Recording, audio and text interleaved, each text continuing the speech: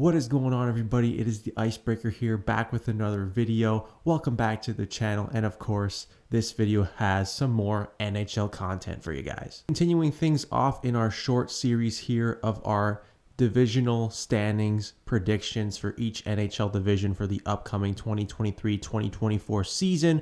We just covered the Western Conference in both the Pacific and Central divisions, and now we're taking a look at the East in this video, focusing particularly on the Metropolitan division. So you already know how this is going to go. I'm ranking each team 8-1, 8 being the worst team in the division and 1 being the best in that Metro. So it's going to be a lot of fun. The Eastern Conference is a lot tougher than the West, especially this East was a little bit tougher for me to predict personally. But this Metro division is still going to be pretty competitive, although maybe not the powerhouse it once was. There's clearly still a lot of really solid teams in this division, but I really do see the Metro as more of a division that's kind of, the haves and the have-nots. There's a fine line between the haves and have-nots. So we're going to get into the rankings right now. Let's not waste any more time. Let's start with 8th in the Metro. We're kicking things off with a not so hot take. 8th in the Metro, the worst team in the Metropolitan division, in my opinion, for this upcoming season. I have the Philadelphia Flyers here with a 27-44-11 record for 65 points. I have them as the third worst team in the NHL and the worst team in the Eastern Conference. I mean, for me, this is pretty self-explanatory. Everything points to this Flyers team not having a great season this upcoming year. They did surprise a little bit. They finished a lot higher, a lot better than I expected. I believe they finished with 75 points, which for me was kind of surprising considering the roster that they had. I didn't think they really were going to be any sort of a competitive roster, but John Tortorella came in, actually, played a pivotal role coaching that team, made them very competitive, and, a team that's very highly disciplined and defensively sound, or at least, he tried to instill a little bit of a defensive game. But overall, this Flyers team is still a very young squad, not a lot of amazing elite talent. And I believe they got worse this offseason, trading away guys like Ivan Provorov, Kevin Hayes. So they're definitely not nearly as good as they were last season. And even though Tortorella behind the bench is probably going to give him a chance to be competitive or going to try his best to ice a competitive team, I think it's going to be harder for him to get the best out of a clearly weaker team this upcoming season. So I think they are going to regress quite a bit. This is simply a team that's just rebuilding. I mean, the Daniel Briere era has officially begun. I mean, they made some good moves here. They are really sold on this rebuild finally. They've been a team that's kind of been middle of the pack for a little bit here. Especially the past decade, they've been kind of on and off in terms of playoffs, but they've been consistently out of it the last couple of seasons. So this is a good sign for the Flyers. They're in the step in the right direction here. But getting back to this present Flyers team, like I said, still a very young team, kind of finding their way. They got some solid young pieces they're going to try to build around, but ultimately this is not a team that's nearly good enough to make the playoffs. Really, their only additions were just sort of depth pieces, not guys that I think are going to make any sort of significant impact, like Sean Walker, who's coming off a rough injury, didn't have the greatest year. We'll see how he plays in Philly. Maybe he can sort of, bounce back, I guess. Garnet Hathaway is a fourth liner. Mark Stahl's a third pair defenseman at the tail end of his career. And Cal Peterson is a backup goaltender who hasn't had the greatest career at the Kings. So, the additions aren't the greatest, but you know what? They're just trying to roster a competitive team, a team that maybe has a little bit more of a bite, more of an edge. I think that's the Tortorella way, but ultimately this is not going to be a highly skilled team. And that would be indicative of how I have these top 5 scorers going. Travis Konecny's obviously going to lead the way. I have him scoring near a point per game. I think he's definitely going to hit over 70 points if he's fully healthy. I know last season he had 61 and 60, if I'm not mistaken, 30 goals.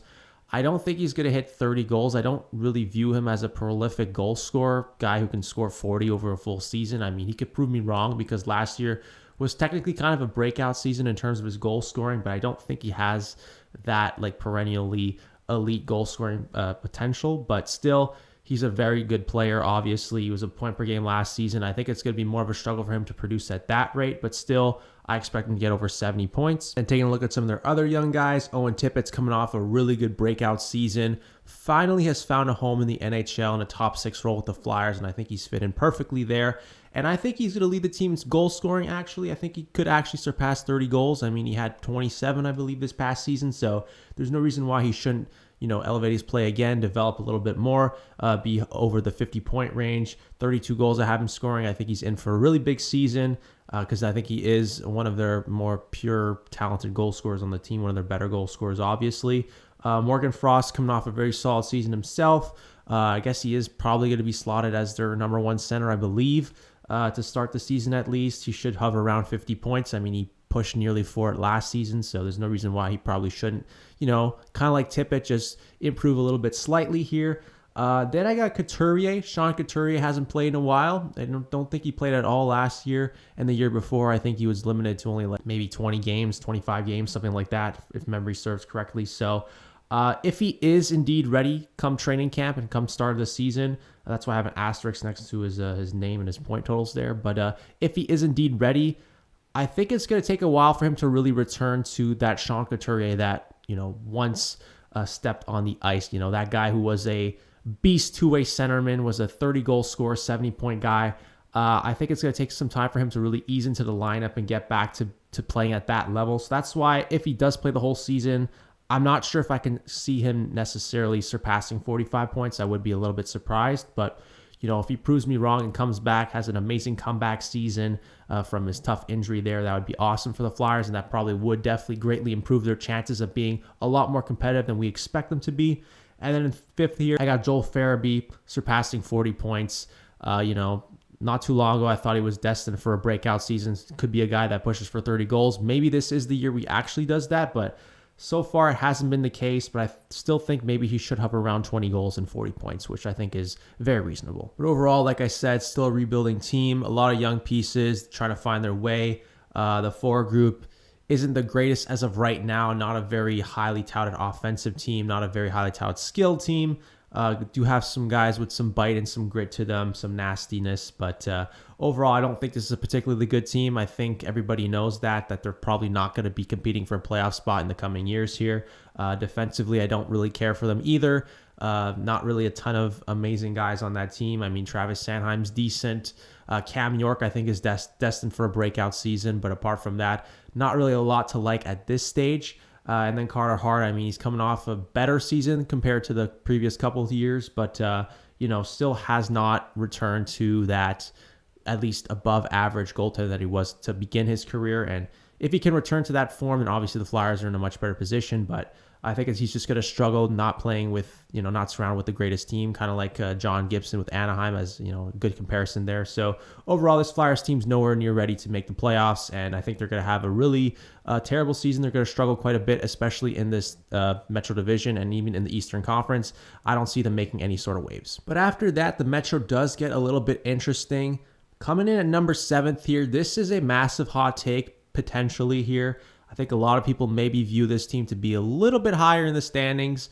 Some may even feel like this team is capable of getting back to the playoffs like they did this past season because they just made the playoffs. So I have them taking a significant step back, probably the biggest drop-off of any team in the NHL, at least that I'm predicting. So the New York Islanders, I'm not particularly high on this team. As you can see, I only have them winning 30 games, 37-15 for 75 points, which actually I have them as the second worst team in the East. So there's some bad teams in the Atlantic even that I think are going to be better. We'll get to the Atlantic. But as for the Islanders, I'm not sold on this team whatsoever. I think we have seen the end of that core at the end of their Stanley Cup window because there was a time where the Islanders were an underrated team that was capable of going on deep playoff runs, and they proved that in multiple seasons. But I just think their time has run out. I think they're a much older team who already were struggling to score offensively in a consistent rate. And I just think another year older with that core, a lot of their guys are 30 plus. I just don't think there's enough offense there. And although Sorokin, he's capable of carrying this team to the playoffs like he did this past season, I don't think him alone is able to save this franchise and do everything on his own to get them there once again. Sorokin had a Vezina caliber season, and there's no doubt that he's a top 5 goalie in the league, but as you know, as everyone who watches the NHL knows, goaltending is the most unpredictable position, the most volatile position in the entire NHL. And to expect Sorokin to have the type of season he had once again, I would say maybe it's wishful thinking. Not that he's not capable of it, but I just think it's going to be a lot tougher, especially with the East continuing to improve. And you look at this Islanders roster, and they literally did not improve whatsoever in the offseason. They didn't make any sort of additions. They didn't address what they needed to do, add more depth scoring. They did not do that. And honestly, they just re-signed a bunch of depth pieces to really questionable contracts by Lou Lamoriello. I mean, that's a topic for another video, but not a fan of what he's doing with this team right now. So yeah, the offense is just, it's going to run dry most of the season. That's why I don't have him winning a lot of games, but I do have him having a lot of overtime losses because of the Ilya Sorokin factor. The fact that their goaltending will be good enough to at least keep the Islanders in games and secure points for them. I think Sorokin is capable of stealing points, but that's why I don't have the Islanders really doing particularly well. Looking at their top 5 scorers here, let me just run through them quickly. Matthew Barzal obviously is their best player. He's their number 1 center. Not really a prolific goal scorer. I think he'll probably just cap out at around 20 goals, maybe 25 if he does get hot or decides to shoot the puck a bit more, because obviously he's more of a passer, and obviously he's going to hover around the 70-point range if he's fully healthy. He could even hover around a point per game. If he is a point per game player, then the Islanders will have obviously a much better chance of making the playoffs. They could probably even make the playoffs if they do have some more elite scoring. But I don't think he's going to produce to that rate, so I think that's about fair. 69 points I have him. Then second, I got Bo Horvat, 29 goals, 63 points.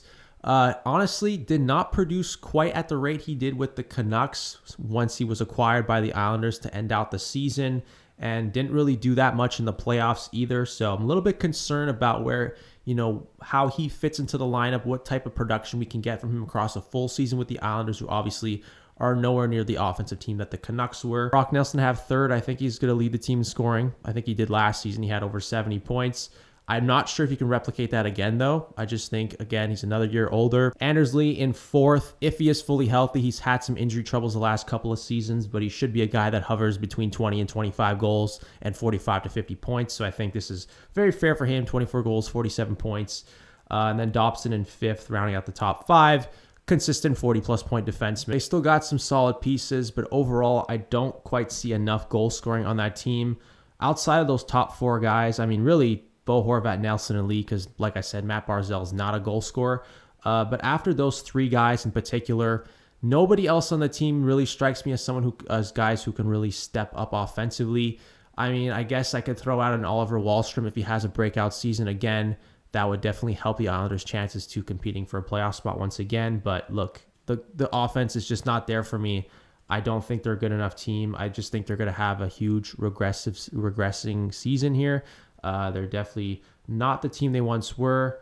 Again, Sorokin's great, but can he carry them to the playoffs again? I'm not so sure, especially in an improving Eastern Conference and especially in a Metro division where, other teams above them that I have above them got significantly better in the offseason. The Islanders didn't really address what they needed to. So I'm predicting maybe a hot take, but I'm predicting for the Islanders to have a huge setback here and miss the playoffs and only come 7th in the Metro. Coming in the 6th spot in the Metro, kind of hovering around the same as the Islanders. I'm going with the Washington Capitals, 35, 41, and 6 for 76 points.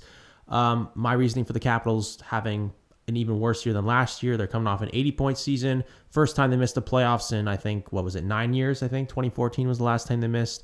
And I think it's only their second time in like the last 15 seasons or 16 years. So the Capitals, this is unfamiliar territory for a team that's coming off basically a lottery placement, right? They were a bottom 10 team, and I predicted them to finish bottom 10 once again. I just think the East, like I said before, it's improving. And as for the Capitals, they're just an aging core, a lot of veterans, a lot of older guys on that team. I don't think they can quite keep up with the speedy game that the NHL possesses today. A lot of those older guys, they've all lost a step in terms of their foot speed, and I don't think they're a team that particularly plays well with pace. So that's why I think they're going to struggle a little bit more, and I just believe their window has officially closed as Stanley Cup contenders. They kind of lost some pretty important depth, in my opinion. I know Connor Brown was hurt, but I definitely like him as a middle 6 forward there. Craig Smith's another guy. He was a part of that Orlov trade, so not really a huge loss there, but Lars Eller was huge in their Stanley Cup run in 2018, and just some added, some center depth that they lost. Connor Sheary's another third liner. Just the depth that they lost, I think, was pretty key. Now, what they got in the offseason, traded for Joel Edmondson, not coming off the greatest year from Montreal. You could argue he's still a top 4 defenseman. I'm not sure. I believe he's well past his prime. Really, what was his prime? He was really just a good shutdown defensive defenseman. I guess he can provide that stability a little bit, but I don't think he really moves the needle for them. I don't think it makes the defense significantly better than it was in years past. Max Pacioretty, they're kind of just taking a flyer on him. That's a low risk, high reward, but he's coming off a really bad Achilles injury, 2 of them actually. With the Hurricanes, didn't really play that much, re-injured his Achilles. And, he's already 35 years old. He's at the tail end of his career. There's no guarantee he even plays again, let alone starts training camp. I just think there's a little bit of risk involved there. Taking a gamble on a guy who's, missed so much time. He's probably very likely past the prime of his career. Now, if he can, best case scenario, he can get back on the ice right away and give you 25 to 30 goals, but I'm very doubtful that's going to be the case. But let's just get into the top 5 scorers quickly. Alex Ovechkin obviously is going to lead the way. He should hover around a point per game. He's still an elite goal scorer. 40 goals out of him scoring. I definitely think his pace is continuously going to decline as he continues to get older, but still, I still think he has the amazing shot, obviously the one-timer that nobody can still stop. It's crazy how he's been doing it all these years, fooling the goalies. So I still think 40 goals is definitely a possibility at about 70 points. I definitely think the offense is definitely going to start to run dry a little bit, kind of like it did this past season. So Kuznetsov, I have him sort of bouncing back, having a little bit of a better season than he did last year. I believe last year he only had 52, 54 points. I think he only scored 12 goals last year, which is very disappointing for a guy like Kuznetsov, even though not really a goal scorer, but 12 goals for your number one center. That's very disappointing. That's quite pathetic, honestly. So having hovering around 20 goals, around 70 points, I think that would be considered a bounce back season. But, there's rumors that he maybe doesn't want to be there anymore. Maybe they're trying to move on from Kuznetsov. So, that could be a problem that maybe looms in the locker room. Could be another reason why the Capitals as a team maybe struggle a bit. John Carlson, if he's healthy, he is a 50-plus point defenseman. I still think he has that offensive capabilities. Dylan Strowman, 4th. I definitely think he'll take a slight step back because obviously he won't be the number one center. I think he definitely lucked out with the opportunity with other guys on the roster down the middle that were injured, like a Nick Backstrom, for example. So I definitely think his numbers will take a hit, but I think he'll still be someone who hovers around 50 points. I definitely think he's capable of doing that. And then Wilson, rounding out the top 5, should hover around 25 to 30 goals if he's fully healthy. Still think one of the better power forwards in the league. 50 points, definitely not out of the question, in my opinion. Like I said, aging core. Offense, I think, is starting to run dry. They're getting older. They're not as fast as they once were. I think the league is just caught up to them. It's a much faster, younger league. The Capitals are not that. Defense, I don't think it's particularly great. I don't think it's particularly improved. And I guess Darcy Kemper, he's coming off an all right season. Honestly, he didn't play that bad. If he has a much better season, then the Capitals are in much better shape to make the playoffs. But obviously, I still don't believe he's like an elite goaltender, and I don't think he's going to be carrying the Capitals by any means to a playoff spot like a Sorokin or a Shesterkin, for example. So for that reason, I just think the Capitals are outnumbered in the East. Aging core, I just think their window's closed, and I think it's time to move on. I think it's the end of an era in Washington very soon, and I think from here on out, it's just going to be about this team trying to get Ovi to that goal-scoring record that Gretzky currently holds. But in terms of this team winning a Stanley Cup, I think with this core, I don't think it's ever going to happen again. And I just think we've seen the beginning of the end of this Capitals core being a really good team. So for that reason, the Capitals' massive decline will continue, and I have them 6th in the Metro. Coming in 5th in the Metro Division, this is a team that I actually think is going to be more of a pleasant surprise this season. I have them leapfrogging the likes of the Washington Capitals and the New York Islanders. 5th, I'm going with the Columbus Blue Jackets.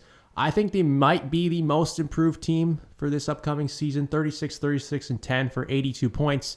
I think they are very capable of a 500 record, just given what this team had done in the offseason, massively improving that blue line, in my opinion, adding the likes of Damon Severson and Ivan Provorov. I think their defense is a lot better. Zach Werenski's going to be back and healthy. Adam Boqvist, Jake Bean. They got a really solid blue line that's brewing there. Not to mention the likes of David Juracek, who's going to be up and coming in the coming year or two. And I think he's just a stud blue liner, going to be a future top pair blue liner on that Blue Jackets team. But overall, I think this team was among the most unluckiest in the NHL. They were one of the most decimated in terms of injuries last year, which is why they were so bad.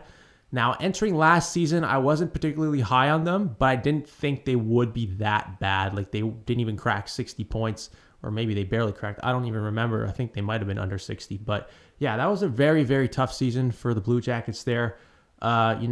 I think a lot of people had higher expectations than I did, than probably they should have, because I think a lot of people were like, maybe this team could push for the playoffs, especially adding a guy like Johnny Gaudreau.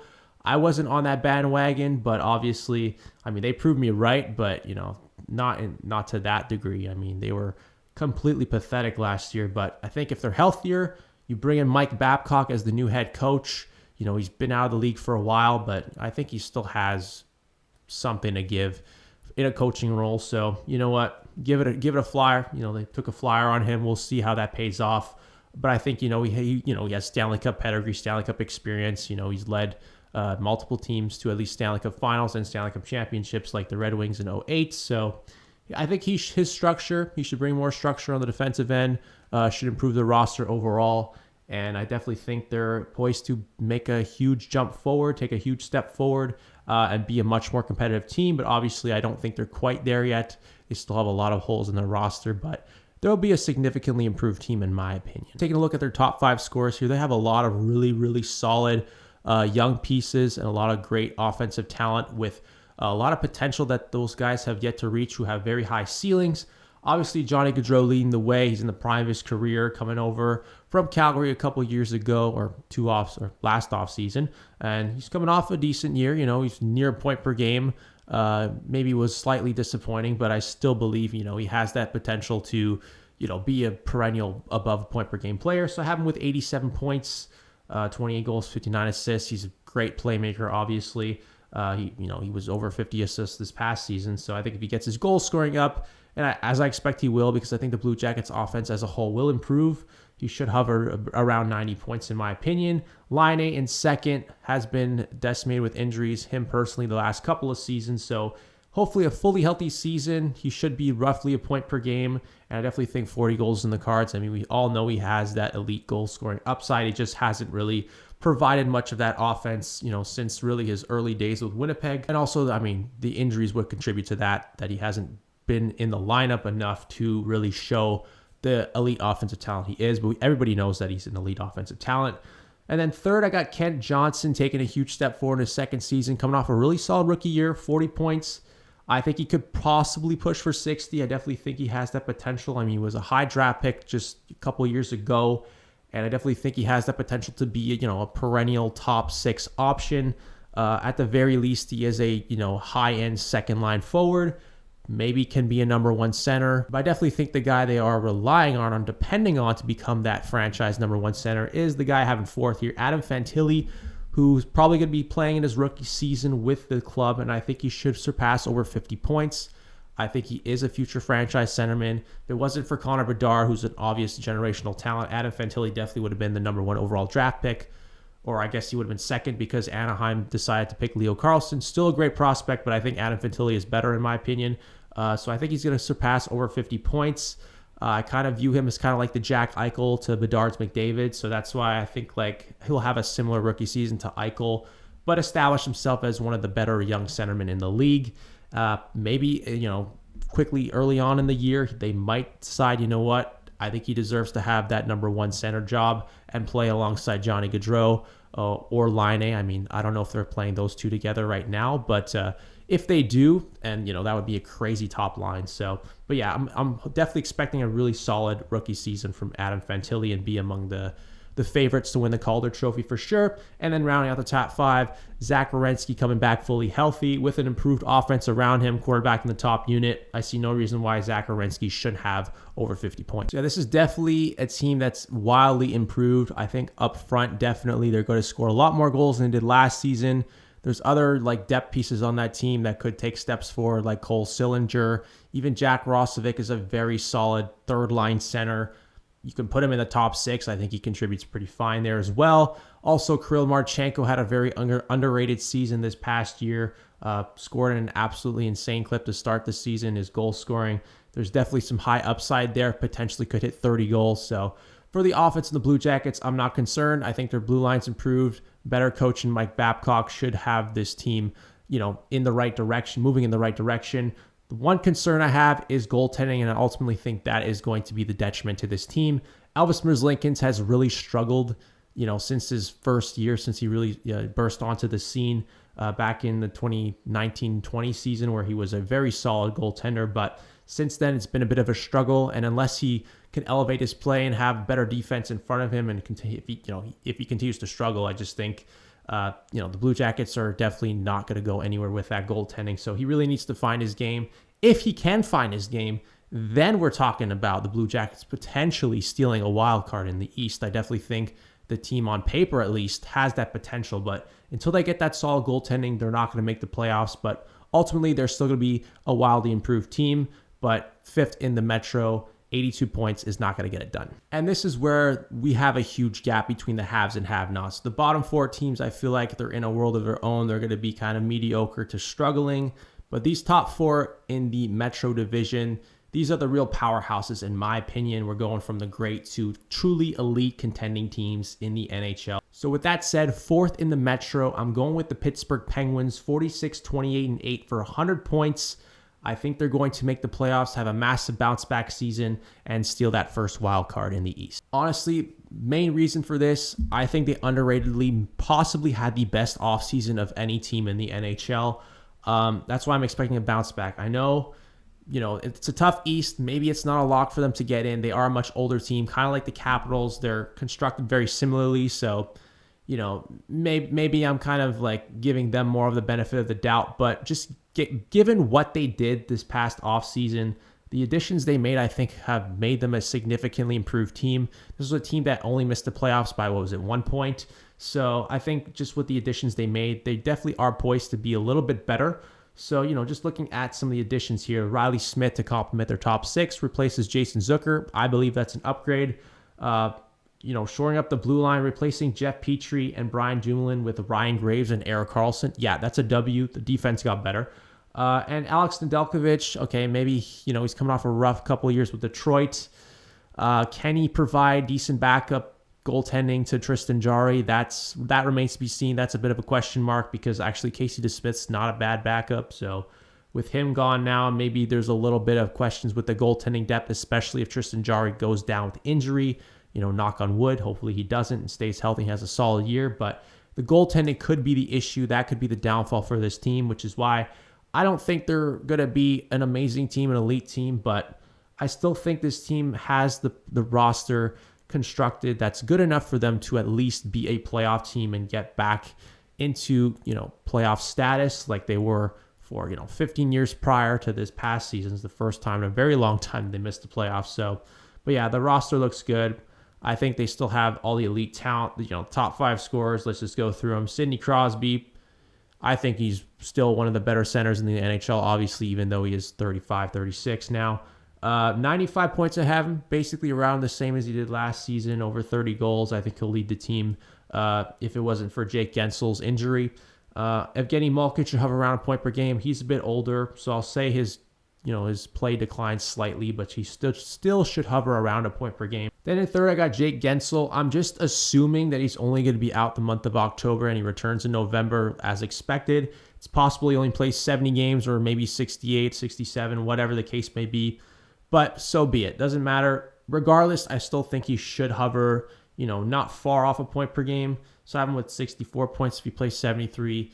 Over an 82-game season, I guess he could be in the 70 to 75-point range. But, you get the picture here. Still one of the better wingers in the NHL. Maybe the most underrated, honestly. I still think he has great goal-scoring upside. Him and Sidney Crosby are a great duo.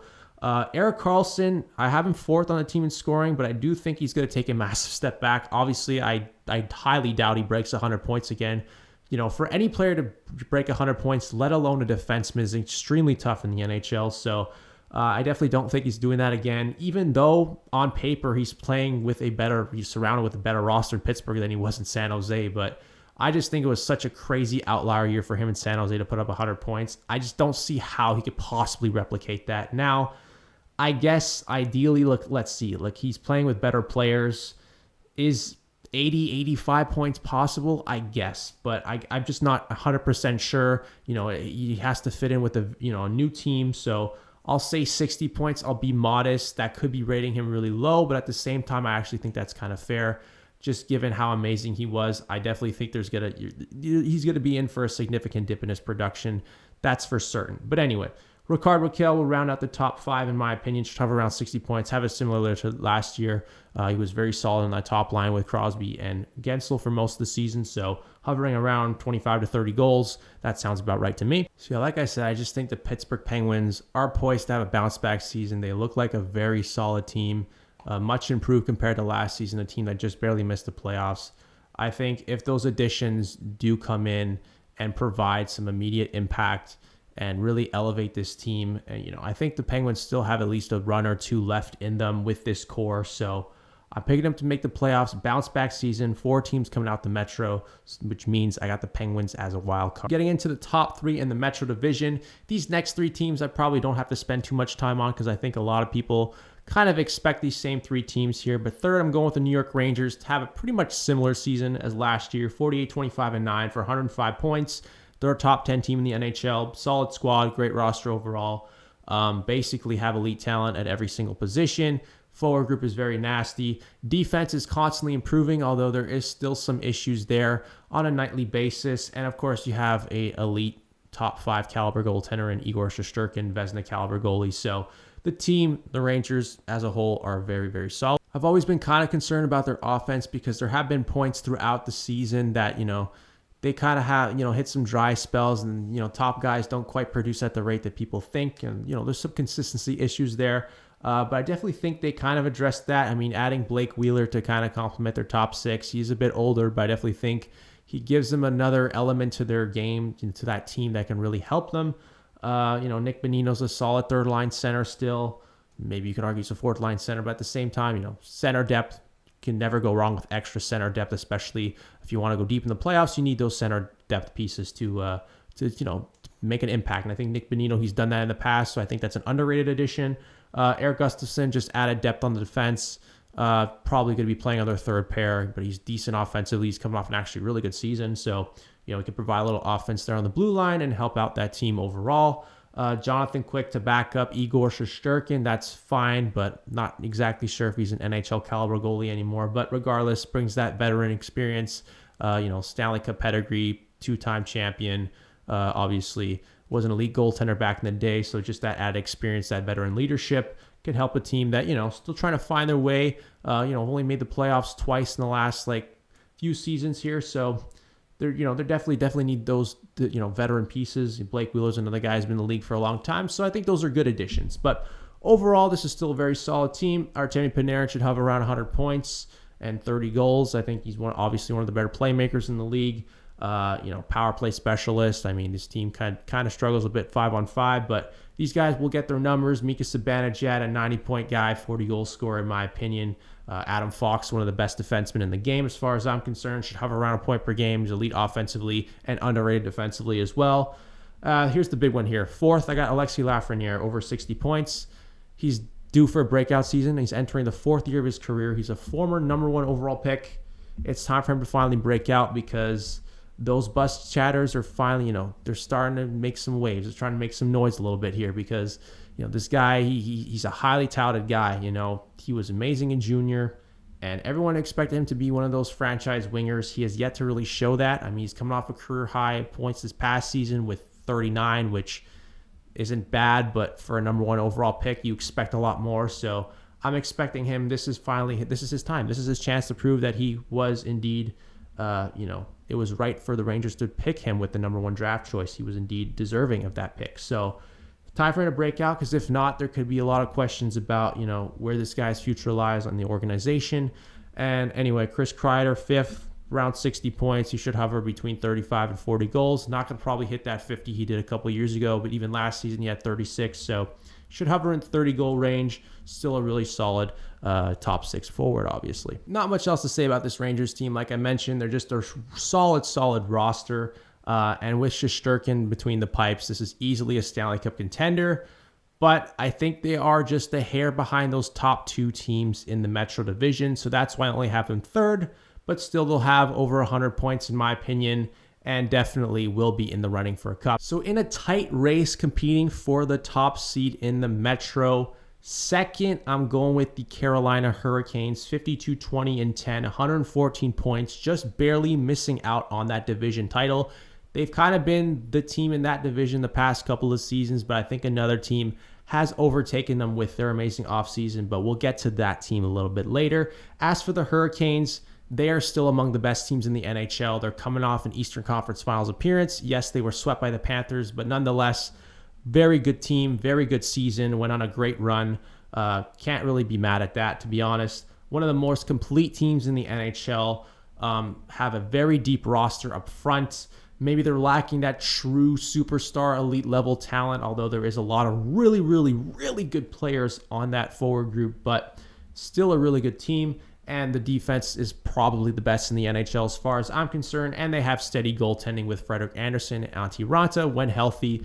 Two very solid goalkeepers there. Now, when you look at the offseason moves that they made, you could argue that this team did get better. Sure, they lost Max Pacioretty and Shane Gostisbehere. I mean, Shane Gostisbehere was just a rental particularly, but what they got back during the offseason, they added more to their already steady blue line. They just added some other names to make that blue line just an elite blue line, like one of the best we've ever seen, to be quite honest with you. Adding Dmitry Orlov, it was a 2-year deal. They overpaid quite a bit for him, but he's coming off a really good season. And it's a short-term deal, so it's not really that big of an issue. And plus, Dmitry Orlov is still an amazing top four defenseman. So that's a huge addition for them and likely could be playing on their third pair, which is insane to think about. Tony DeAngelo they bring back, who obviously had some great offensive seasons with the Hurricanes when he was there. I don't know if he's going to be that guy again because, Brett Burns is the guy quarterbacking that top unit, but he still has a lot to give offensively. So another great addition for them. He fit with the Hurricanes, so I think that's a very solid move. And then add some more depth. Michael Bunting coming from the Leafs. So depth scorer, can definitely fill in, provide some more secondary scoring to complete that middle six, make it that much tougher to play against. Ideally, you can play on the third or second line.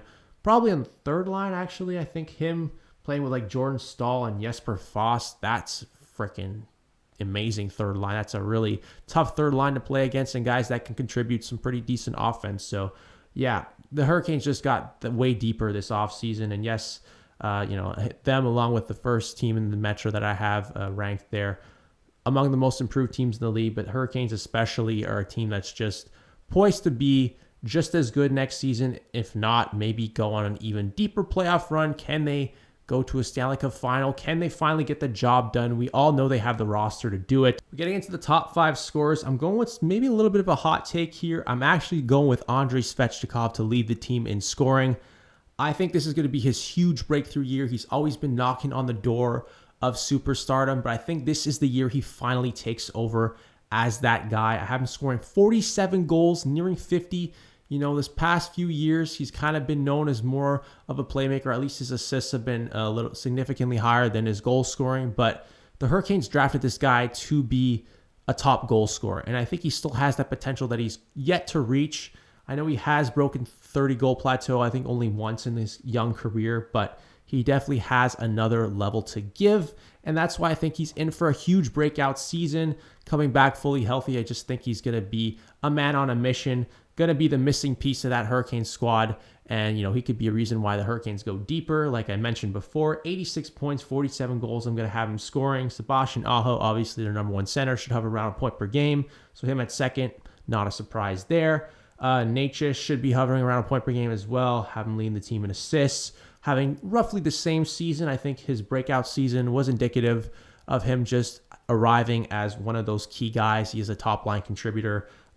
Even if he's playing on the second line, does not matter. We all know he is a top line tier talent, so he should be roughly a point per game unless he regresses, but I don't think so. Seth Jarvis, to have him fourth. This is a guy that I think is going to break out. Kind of a disappointing sophomore season compared to last season or his rookie season where his point per game average was a lot higher and he had more points, quite frankly, in less games. So, that was a little bit concerning this past season, but I definitely think his third year, he's in for a breakout season.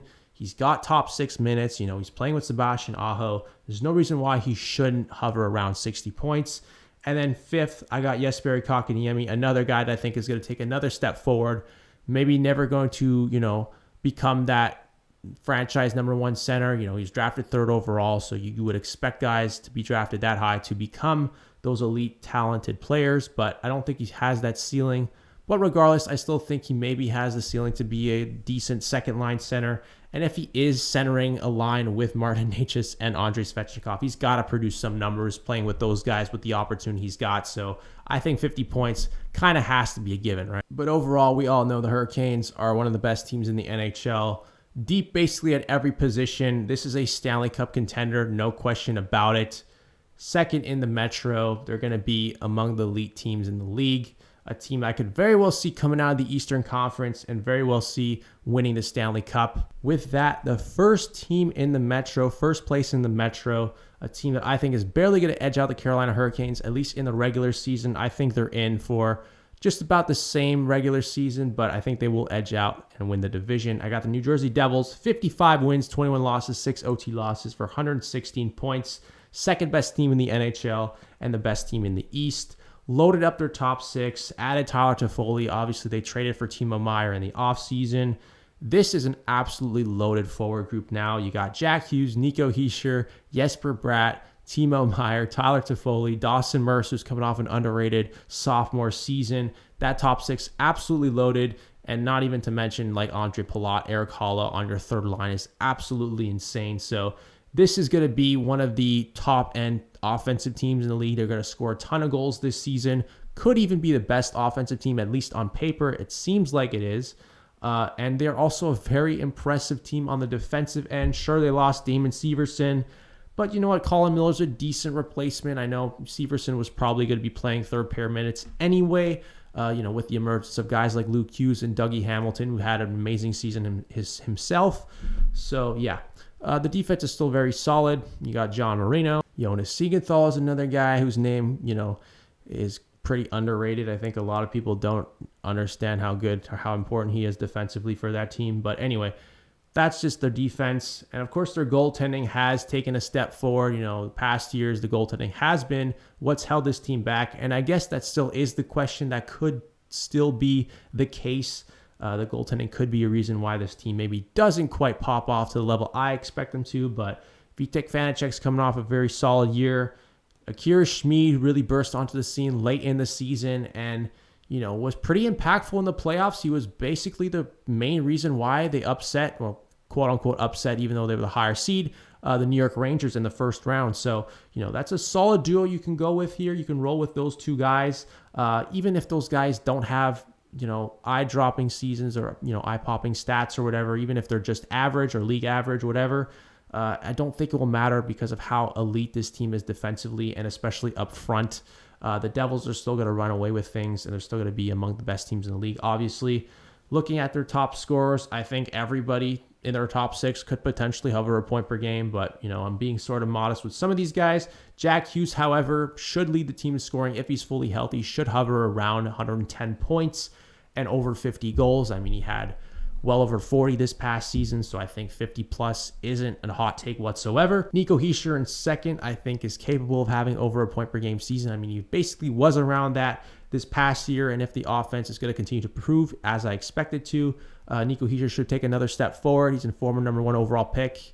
He's broken out offensively this past couple of seasons, so I think 36 goals, 87 points, establish themselves as is maybe the best two-way center in the league with a guy like Patrice Bergeron retiring. Definitely that role is definitely up for grabs. Nico Hischier could be the next man up as that, perennial Selke caliber two-way centerman and still a very, very young player and a young captain for the Devils there. Jesper Bratt's another guy, one of the better playmakers, had over 30 goals this past season. He should hover around that once again and be roughly a point per game. Timo Meier, over 40 goals I'm predicting for him. I think he needed some time to really find himself. Didn't quite produce at the rate he did with the Sharks coming over to New Jersey at the deadline. In the playoffs, he definitely wasn't a huge factor in those playoff games. Even in the first round, wasn't really a huge factor. Got hot a little bit towards the end against the Hurricanes, but overall, not the greatest playoff run for him. So, we're looking for him in a first full season with the Devils. I think he's going to, find a home there, kind of sort of find his game a bit and produce a near point per game production. And Tyler Toffoli rounding up the top 5. I mean, he's coming off a 73-point season, I believe, with the Calgary Flames. Obviously was their leading scorer there. So he should hover around that. I do think, maybe since he's not really going to be like the main guy or the guy that they rely on as much as he was with the Flames. The Flames are a much inferior offensive team. He probably won't put up those type of numbers, although it wouldn't surprise me if he did, but I'll still say he hovers around 70 points. I mean, with the talent that he's surrounded with, there's no reason why he shouldn't, right? Apart from everything I just mentioned, like this team is just loaded from top to bottom. And that's why, without question, I don't believe last year was a fluke for the Devils. I'm not expecting any sort of regression whatsoever. If anything, I think they can even exceed what they did last season, although I don't have them exceeding by that much.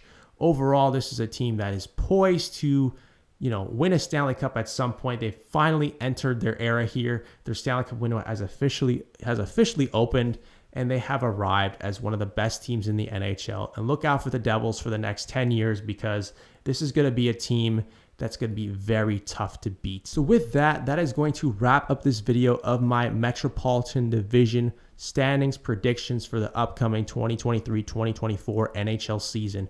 Be sure to leave a like and subscribe to this channel if you enjoyed this type of video. Next up, we're going to finalize this mini series here with the Atlantic Division. Probably the deepest division. Going to be maybe some hot takes there, or maybe not. We'll see what happens. So stay tuned for that. And once again, thank you guys so much for watching this video, and I'll talk to you again later.